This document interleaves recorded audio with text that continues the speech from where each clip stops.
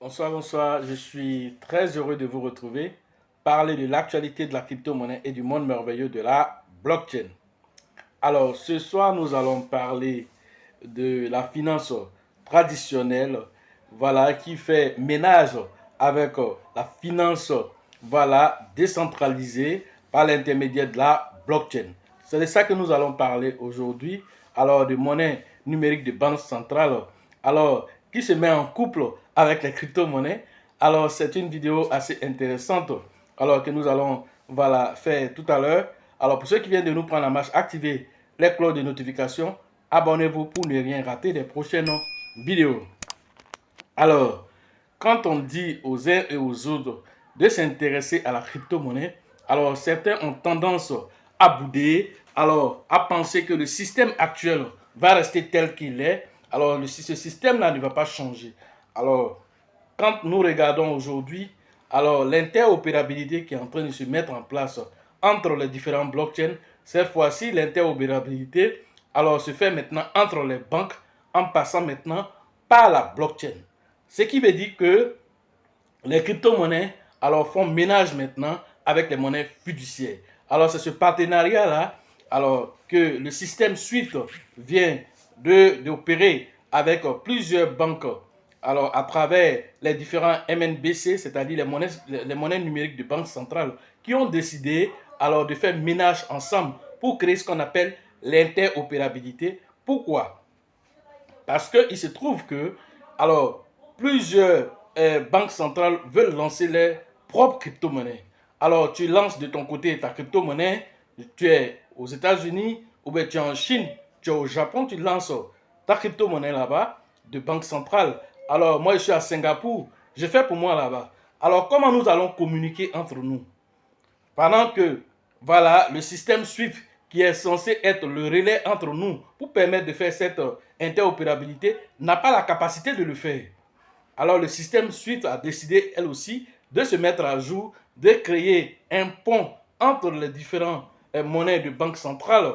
Alors bien avant cela, elle a fait de façon stratégique d'abord. Alors un pont, c'est-à-dire un partenariat avec Chainlink, qui n'est rien d'autre, voilà, qu'un expert aussi de la blockchain dans ce qu'on appelle l'interopérabilité. C'est de ça qu'il s'agit. Ce soir, nous allons en parler plus en profondeur, mais de ce fait, nous allons partir regarder, voilà, du coup, voilà l'article qui en parle en détail. Ensuite, nous allons faire le commentaire. Voilà, là, déjà les tendances du marché. Le marché essaie de reprendre des couleurs. Voilà, certaines crypto-monnaies sont déjà en train de remonter. Axie Infinity a pris plus de 10%. Alors, HBAR et de la HBAR a pris 5,6%. Alors, chaque crypto-monnaie essaie de tirer son épingle du jeu parce que le marché essaie de remonter. Shiba même a pris 2%. Alors, le Bitcoin, quant à lui, alors est aussi en train de monter. Voilà, le Bitcoin est à 26 000 dollars à l'heure de cette publication. Le Bitcoin à 26 000 dollars, voilà, voilà, il essaie de repartir. Alors 26 621 dollars exactement, avec un volume journalier de 13,53 milliards de dollars, capitalisation boursière de 518,73 milliards de dollars. Quant à Chainlink, alors c'est de cette crypto-monnaie nous allons parler, voilà ici. Alors Chainlink nous fait autour de 6 dollars. Chainlink est à 6 dollars avec une capitalisation boursière qui est autour de 3,31 milliards de dollars. Il est 20e du marché. Alors, le volume journalier de Chainlink est à 125,30 millions de dollars en 24 heures. Voilà ce que Chainlink nous fait ici. Voilà en termes de volume d'échange journalier. Voilà, nous allons partir maintenant regarder l'article qui nous donne certains détails et nous allons commenter ensuite.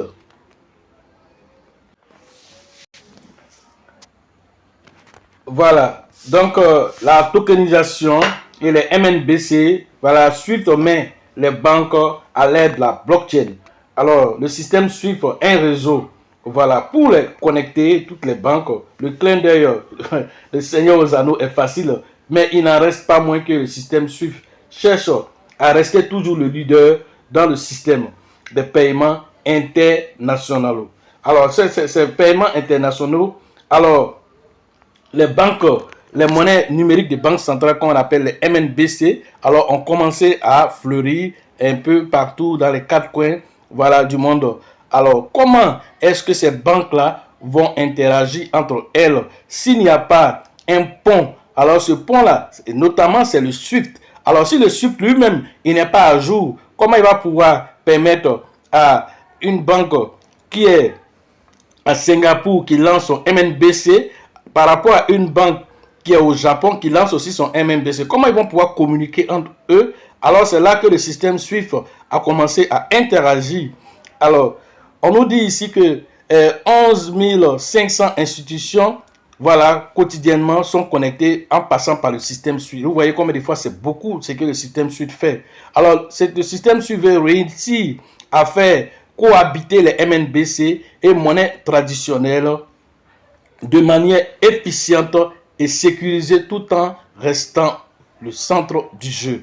La direction, voilà, qui est belge, vous savez, le système SWIFT est né en Belgique en 1973 pour faire parler de l'histoire. Alors, depuis ce temps jusqu'à aujourd'hui, alors elle permet aux différentes banques d'interagir entre elles. Étant donné que tout est en train de partir aujourd'hui vers les crypto-monnaies, vers la blockchain, alors le système SWIFT a décidé maintenant d'être interopérable en permettant au MNBC, voilà, de pouvoir s'échanger de la valeur. Avant d'aller plus loin, c'est de ça qu'il s'agit ici. Alors, selon Atlantic Council, voilà, Amérique spécialisée dans les relations internationales, 130 pays expérimentent actuellement une MNBC, c'est-à-dire 130 pays sont en train de chercher actuellement à lancer les monnaies de banque centrale. Alors, ce qui envoie le pourcentage jusqu'à 98%, voilà, du PIB mondial. Alors, c'est ça que, c'est vers là que nous sommes en train, 98% du PIB mondial. Ainsi, parmi ces pays-là, il y a des pays du G20, alors 19 pays, on va dire, alors, sont au stade déjà très avancé, pendant que 9 sont au stade pilote. Voilà ce qui nous est dit ici. Alors, chacun agit de son côté de façon fragmentée. C'est là que le système SWIFT rentre en jeu pour permettre ce qu'on appelle l'interopérabilité. Je vais entourer cette partie ici. Alors, l'organisation, voilà, ainsi depuis, voilà, le système d'interopérabilité entre les différents MNBC qui va entrer dans une phase, voilà, expérimentale. Alors, voilà ce que le système SWIFT a essayé de faire. Alors, ils vont permettre de faire quoi? Ils vont permettre entre MNBC de fonctionner, entre MNBC et monnaie fiduciaire de transformer ce qu'on appelle les monnaies fiat. Alors, ainsi, le 13 septembre dernier, voilà, on a appris, voilà, que le Kazakhstan, voilà, a commencé déjà à lancer son MNBC. Hong Kong aussi est passé aussi à l'action. Alors, ils ont déjà essayé d'interagir entre ces deux-là. Le système SWIFT s'est mis entre les deux et ils ont fait déjà un test pilote avec voilà, les banques centrales du Kazakhstan et de Hong Kong. On les a permis de se connecter entre elles pour pouvoir interagir. Voilà, le système est déjà lancé. Alors, tout ça se fait via la blockchain. Voilà la partie qui est intéressante. Et donc, de ce fait, il y a plusieurs autres institutions financières qui ont commencé à se lancer dans cette course. Alors, en mars dernier, 18 autres institutions financières, dont la Banque Royale du Canada, la Banque de France, la Société Générale, BNP Paribas et les autorités monétaires de Singapour, voilà, se sont lancés, même la Deutsche Bank se sont lancés dans ce test grandeur nature pour essayer de ne pas rater l'évolution de la blockchain. Alors, toutes ces organisations ont commencé à créer un tant soit peu d'abord leur monnaie, mais aussi vont chercher à collaborer entre elles à travers, voilà, le système SWIFT. Voilà ce qu'il faut comprendre pour le transfert de l'argent. Alors, ce qui fait actuellement que 89% des transactions sont traitées en une heure. 89% des transactions sont traitées en une heure par le système SWIFT. Et c'est un peu lent. En une heure du temps, c'est un peu lent. Avec certaines crypto-monnaies telles que le XRP, alors ça, c'est en fraction de seconde que cela est fait. Alors, n'oubliez pas que le XRP, il est ISO 222, ce qui veut dire qu'il travaille déjà avec le système SWIFT alors qui travaillent aussi dans la blockchain. Ça aussi, suivez mon regard pour ceux qui comprennent ce que ça signifie. Alors, quand on nous dit que ce système qui fait ces transactions, 89% de ces transactions sont faites en 1 heure, ils veulent aller plus rapidement pour que les transactions soient rapides, mais en même temps doivent être sécurisées. Alors, le système qui permet de le faire, c'est la blockchain, parce que c'est un système immuable, voilà, qu'on ne peut pas influencer. Voilà ce qui est en train de se passer aujourd'hui dans la blockchain. Alors, Tom Zak, directeur du SWIFT, nous dit ceci. Nous avons concentré sur l'interopérabilité en veillant à ce que les nouvelles monnaies numériques puissent coexister de manière transparente entre elles, mais aussi les monnaies fiduciaires et les systèmes de paiement actuels. La communauté financière a déjà reconnu le fort potentiel de nos innovations MNBC pour prévenir les îlots numériques tout en reliant en toute sécurité les systèmes de paiement d'aujourd'hui et de demain. Voilà en substance ce que le système SWIFT est essayé de faire.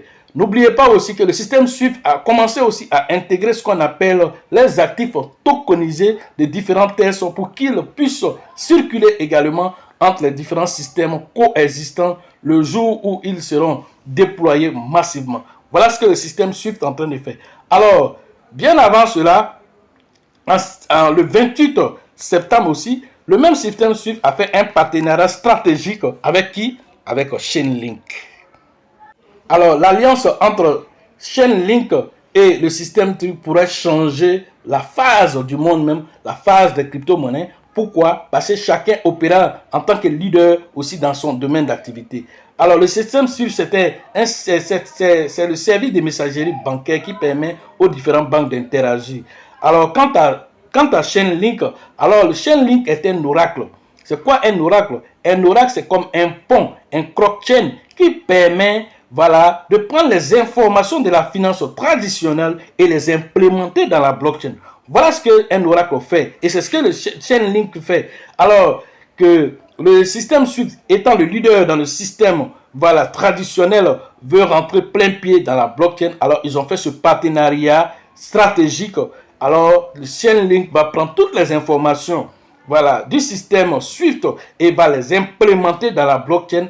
Alors, et le système SWIFT étant lui-même, étant aussi dans la blockchain aussi, par son nouveau protocole, va permettre maintenant aux différentes banques, voilà, aux différentes banques centrales et MNBC d'interagir entre elles. Voilà en substance comment le système va fonctionner et tout ça, ça va bouleverser l'économie mondiale.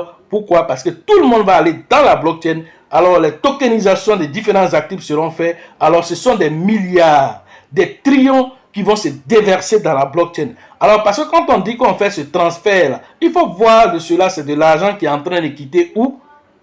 La finance traditionnelle pour rentrer plein pied dans la blockchain.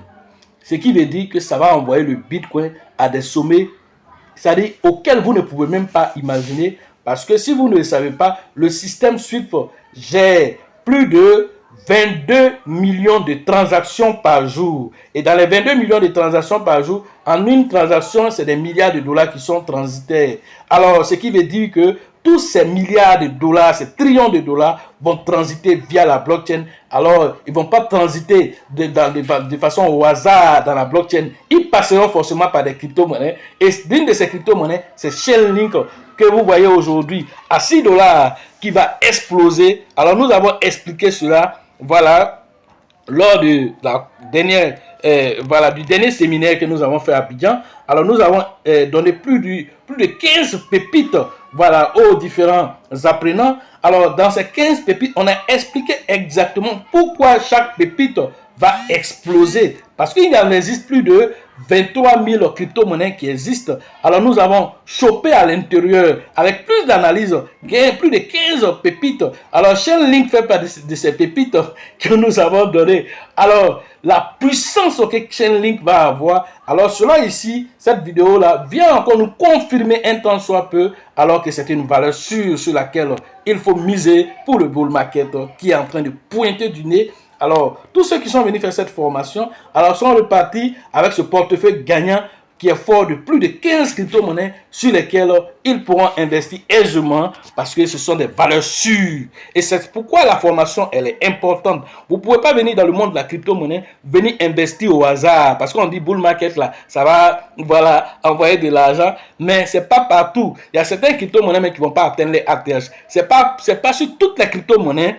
On va dire que l'argent va circuler à flot. Il y a certaines crypto-monnaies sélectives sur lesquelles l'argent va circuler. Et donc, il faut pouvoir détecter ces crypto-monnaies et se positionner aisément. Et au carrefour, lorsqu'il est en train de passer, tu prends pour toi au passage. C'est de ça qu'il s'agit. Donc, voilà ce que vous deviez comprendre voilà, autour de les différentes explications que nous donnons ici. Alors, nous avons fait cette corrélation entre le monde traditionnel de la finance et la blockchain. En passant par, voilà, les enfants de la blockchain, ce sont les crypto-monnaies. Tu ne peux pas venir travailler avec les mamans ou les papas et puis, voilà, toi-même, tu vas pas travailler. Et c'est impossible. Donc, forcément, les enfants bénéficient. Et donc, c'est même pas ces enfants-là, voilà, qui est le pont, voilà, qui va permettre de pouvoir faire cette corrélation entre le monde traditionnelle et cette nouvelle technologie qui est la blockchain. Alors, pour ceux qui veulent faire les formations, alors nous sommes là. Le numéro se trouve dans la description de cette vidéo. Rentrez en contact avec nous pour pouvoir profiter de l'écosystème merveilleux des crypto-monnaies. Alors, la conférence au niveau d'Abidjan, c'est prévu pour le mois de novembre prochain. Rentrez en contact très rapidement avec le leader Bill, le leader Georgette et le leader Elisabeth pour les différentes inscriptions. Voilà pour cette conférence privée, alors qui sera à un montant forfaitaire de 5 000 francs pour l'entrée. Alors cette conférence. Ensuite, dans le mois de décembre, nous allons maintenant faire la formation. Et cela permettra à chacun, ceux qui sont même hésitants, connaissez des parents qui sont des sceptiques de la crypto-monnaie, des détracteurs de la crypto-monnaie, alors payez les tickets de 5 000 et permettez-les de venir assister à cette conférence. Ils vont repartir, voilà, chargés d'informations. Ils vont rentrer en transe, même ils vont chercher même à vous dépasser dans vos différents investissements. C'est de ça qu'il s'agit, parce que les gens qui ne savent pas, si vous ne savez pas, c'est normal. Alors, et vous, ce sont vos parents, ce sont vos amis. Vous essayez de les expliquer. Alors, ils n'ont pas la possibilité de comprendre parce que vous n'avez pas peut-être su, voilà, expliquer les choses. Une fois, j'étais à une conférence. Alors, j'étais à c'est une formation avec l'Union européenne, voilà, concernant l'entrepreneuriat et puis, voilà, le commerce inter Côte d'Ivoire et puis l'Union européenne, voilà. Et donc, à cette conférence-là, et donc, nous avons intervenu, voilà, pour expliquer, voilà, comment la crypto-monnaie peut apporter un plus, voilà, dans les différents échanges, voilà, au niveau de la Côte d'Ivoire, au niveau du monde, comment la crypto-monnaie peut intervenir au niveau des échanges internationaux entre l'Union européenne et la Côte d'Ivoire. Nous avons expliqué c'est-à-dire que l'importance de la crypto-monnaie à cette formation de la Chambre de commerce et d'industrie de Côte d'Ivoire. Nous avons été là-bas, on a donné cette information. Donc après, quand nous étions à la pause, il y a une dame qui m'approche et elle vient me dire Monsieur Koulibaly, vraiment, la crypto-monnaie, vous avez expliqué. Donc c'est aujourd'hui que moi j'ai compris la chose. Parce qu'une fois, elle a été à une conférence ou bien je sais pas quoi. En tout cas, elle était avec un de ses amis, alors qui a tenté de lui expliquer la crypto-monnaie. Et regardez ce que le gars lui dit. Le gars lui dit, la crypto-monnaie est très intéressante, c'est bien tout ça là, tu peux même rester ici et puis même payer des terrains dans l'espace là-bas. Tu peux rester ici et puis payer des terrains dans l'espace. Elle dit, comment tu peux rester ici, payer des terrains dans l'espace? On est sur la Terre, il n'a pas encore fini de gérer les terrains d'ici. Tu peux aller payer des terrains dans l'espace. Vous voyez comment la stratégie d'approche est ratée d'avance. Alors, il a planté mal le décor en expliquant. Alors, il voulait juste parler du métavers. Il voulait juste parler du métavers. Mais quelqu'un qui ne sait même pas c'est quoi la crypto-monnaie, toi, tu vas commencer la crypto-monnaie en lui expliquant, en passant par le métavers. La personne ne sait pas c'est quoi le métavers. Il faut aller par le basique pour que la personne comprenne d'abord c'est quoi la crypto-monnaie et les implémentations de la crypto-monnaie, où ça va envoyer les gens. Et donc, j'ai expliqué terre à terre à cette dame en passant par elle-même l'activité commerciale qu'elle fait là. C'est par là ici passé pour lui expliquer terre à terre.